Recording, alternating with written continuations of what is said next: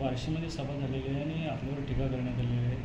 रोहित पवार कसं उत्तर देत आहे, काय कसं उत्तर?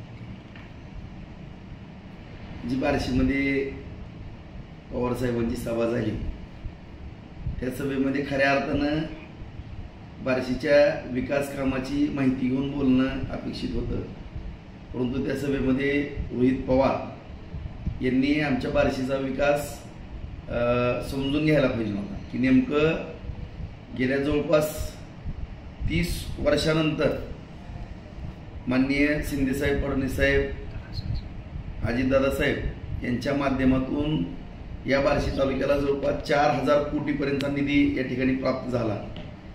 या ठिकाणी उपसा सिंचन योजना असेल, शहराच्या पाण्याचा विषय असेल, शेतीच्या पाण्याचा विषय आहे, साठवण तलाव आहेत, बंधारे आहेत, रस्ते आहेत. MIDCनं एकदम गती पकडलेली आहे. आता त्या ठिकाणी उद्योग उभारावे लागलेले आहेत, रोजगार त्या ठिकाणी मिळतोय. येणाऱ्या 6 महिन्यात 1 वर्षाच्या आत 50,000 एकर जमीन नव्यानं बागायत होती या ठिकाणी. आणि माझा मानस आहे की 5 वर्षामध्ये 1 लाख एकर जमीन मी बागायत करतो या ठिकाणी. की फक्त बारामतीचाच विकास होणं म्हणजे संपूर्ण राज्याचा किंवा देशाचा विकास झाला असं न समजता, ठीक आहे बारामतीचा पण करा, परंतु इतर तालुके दुष्काळी कुणी ठेवले हे जरा रोहित पवारांनी त्यांच्या थोड्या आजोबा ज्येष्ठ आहेत त्यांना जर विचारलं असतं तर बरं झालं असतं. परंतु या ठिकाणी टीका करताना काही जमिनीचा विषय काढला, काही व्यापाराचा विषय काढला, माझ्या भावांच्या व्यवसायाचा विषय. व्यवसाय करणं मराठी माणसानं काही गुन्हा नाही. आज या ठिकाणी आम्ही आमच्या तालुक्यामध्ये किंवा या भागामध्ये व्यवसाय करत असताना प्रामाणिकपणाने व्यवसाय करतो. कुणाच्याही 1 रुपयाच्या लबाडीमध्ये आम्ही कधीच नाही, कुठलाही चुकीचा व्यवसाय आम्ही या ठिकाणी केलेला नाही.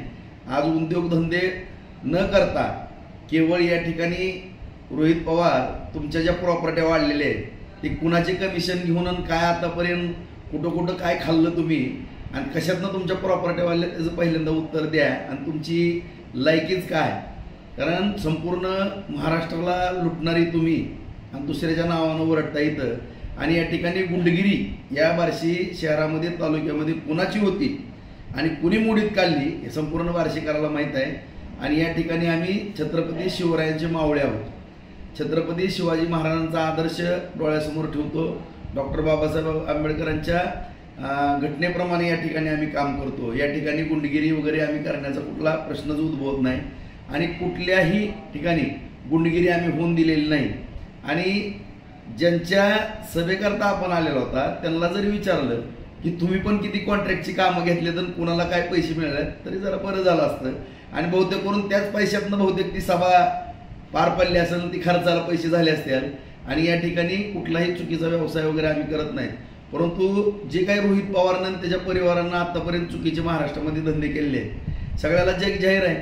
आणि किती तुम्ही पुण्यामध्ये जमिनी हाणल्या, कुठल्या बँकेला टोप्या घातल्या, कसे तुमचे कारखाने उभे राहिले, मगरपट्ट्यामध्ये काय तुम्ही दिवे लावले हे सगळं माहीत आहे. आणि राजा राऊताला तर जास्त माहीत आहे. माझा नाद करू नका. ज्यांनी नाद केलेला आहे त्यांना मी गॅरेगरची गाडी लावून दिलेली आहेत. तुम्ही सुद्धा एखादा गॅरेगरचा गाडा लावचाल त्याच्यामध्ये वाहू असणार नाही. त्याच्यामुळं माझा नाद कुणी करू नये. माझं मी खंबीर आहे. आणि असले 10 रोहित पवार जरी आले तरी तुझी माझी जमली. आता रोहित पवार तुला मी आहे आणि तू आहे, ती बघून घेऊ आपण पुढं काय असेल त्या. मराठा आरक्षणाच्या म्हणजे तरुणांनी या सभेमध्ये जाहीर घोषणा करत काळी झेंडे दाखवले शरद पवार साहेबांना, तर काय भूमिका जाहीर करा म्हणतात मराठा समाजाबद्दल आपली काय भूमिका आहे एकदा स्पष्ट. मराठा तरुण भूमिका जाहीर प्रत्येक नेत्याला सरकारमध्ये असेल किंवा विरोधात असेल प्रत्येक नेत्याला असं म्हणतात की तुमची भूमिका जाहीर करा. ओबीसी कोट्यात उद्धव ठाकरे आणि शरद पवारांनी कुठलीच भूमिका मराठा समाजाबद्दल आरक्षणाबद्दल जाहीर केली काय? मुळातच मी आपल्या सर्वांनाच माध्यमांना पण माहिती आहे आणि संपूर्ण मराठा समाज बांधवांना पण माहिती आहे की जरंगी दादांच्या भेटीला मी जवळपास बऱ्याच वेळेस गेलेलो आहे. सातत्यानं सरकार आणि दादांच्या मध्यस्थीनं हा एक मार्ग सुकर व्हावा या दृष्टिकोनातून मी प्रामाणिकपणाने प्रयत्न केले. परंतु या ठिकाणी जे आता जातीपातीच्या राजकारणाबद्दल पण रोहित पवारांनी भाषण केलं, या ठिकाणी समाजामध्ये ते निर्माण केले. परंतु खरा झारीतला शुक्राचार्य कोण असेल तर रोहित पवारांनी आत्मपरीक्षण करणे या ठिकाणी गरजेचं आहे.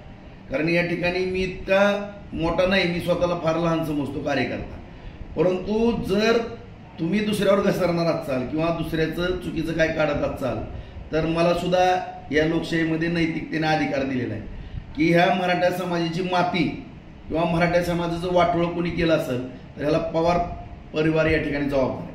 जबाबदारीने मी सांगतो, कारण मी लहानपणापासून मराठा समाजातला एक मराठा महासंघामध्ये काम करणारा कार्यकर्ता आहे.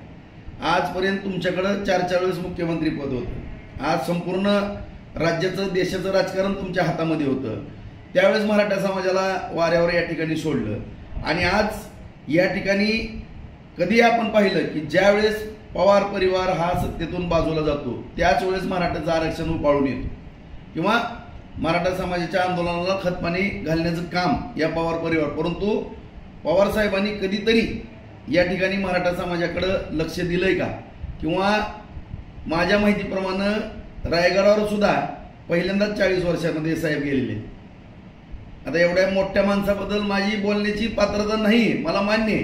परंतु जर तुम्ही आमच्याबद्दल इथं आमच्या बार्शीमध्ये येऊन तुमचा नातू बोलत असेल तर मग माझं तोंड जर उघडलं तर मी पण पाळता बोई थोडी करण. इतकं माझ्याजवळ भांडवल आहे तुमचं की मग माझ्यासारखा खमंगान खोड बोलणारा तुम्हाला कुणीच बाप मिळणार नाही, एवढं पण मी या ठिकाणी जाहीरपणाने सांगतो.